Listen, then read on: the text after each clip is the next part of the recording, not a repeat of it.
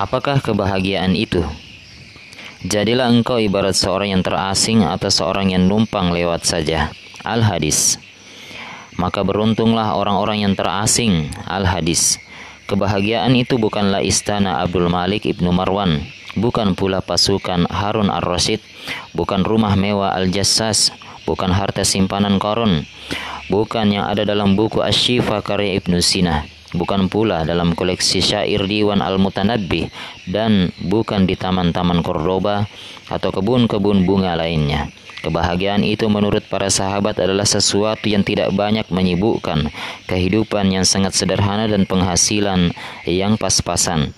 Kebahagiaan itu menurut Ibnu Sayyid adalah pemahamannya terhadap Rabb-nya. Menurut Al-Bukhari, sahihnya.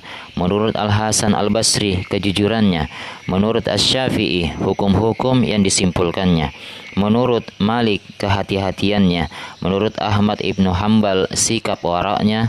Dan menurut Sabit Al-Bunani, ibadahnya.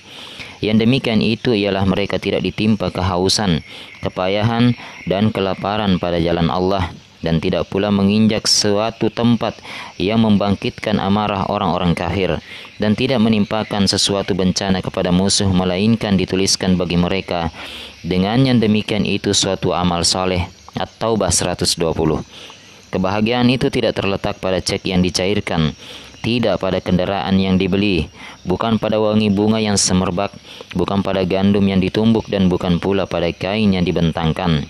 Kebahagiaan itu adalah keriangan hati karena kebenaran yang dihayatinya. Kebahagiaan adalah kelapangan dada karena prinsip yang menjadi pedoman hidup. Juga kebahagiaan adalah ketenangan hati karena kebaikan di sekelilingnya. Anggapan kita ketika telah berhasil memperluas rumah, ketika bisa memperbanyak barang, dan ketika berhasil menumpuk semua perabotan dan apa saja yang kita senangi, kita akan bahagia, senang, dan gembira. Semua itu justru menjadi sebab jiwa menjadi resah, tertekan, dan hanya menambah masalah. Karena bagaimanapun segala sesuatu akan membawa keresahan, kesuntukan, dan pajak yang harus dibayar untuk mendapatkannya.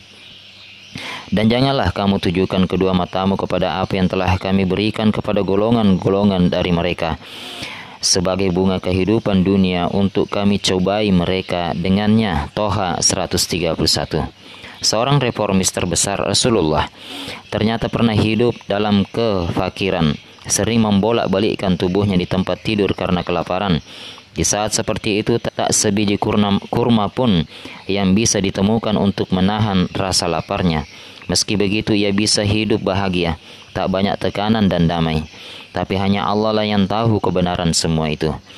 Dan kami telah menghilangkan daripadamu beban yang memberatkan punggungmu. Al-Insyirah 2 dan 3. Dan adalah karunia Allah atasmu sangat besar. An-Nisa 113. Allah lebih mengetahui di mana dia menempatkan tugas kerasulan. Al-An'am 124.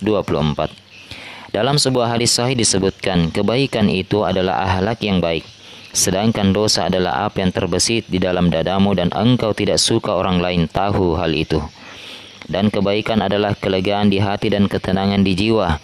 Ada seorang penyair mengatakan, kebaikan itu jauh lebih lestari walaupun zaman telah berlalu lama, tapi dosa adalah sejelek-jelek bekal yang engkau simpan.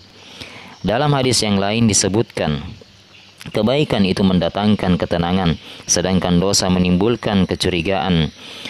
Terus terang, orang yang berbuat baik akan selalu tenang, sedangkan yang curiga akan selalu sibuk ingin tahu apa yang terjadi, apa yang berdetik di dalam hati orang, benda apa saja yang bergerak, dan segalanya.